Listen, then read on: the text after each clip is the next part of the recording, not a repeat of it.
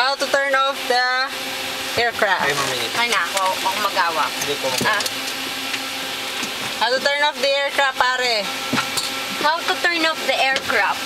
First, you have to turn off the EFIS, Electronic Flight Instrument System. EFIS.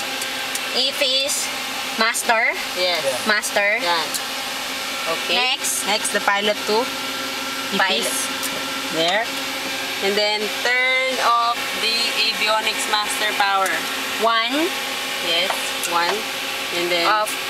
2. Off. Okay. Then turn off What's the next? inverter. Inverter. Number 1. Number 1. This this one. Yes. Inverter number 2. Inverter number 2. Okay. And then turn off the MWS. The external battery charging. External battery charging. Off. External power off. Off. Battery off. Battery emergency. Yes. Battery emergency. No, battery off. That's battery. There, the battery. Where's the battery?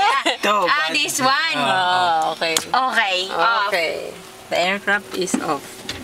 Wow. Look at RJ. Fixing the hose.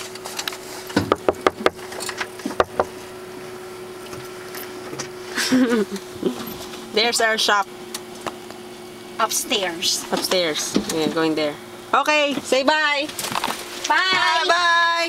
Bye. Hope you learn. We just landed.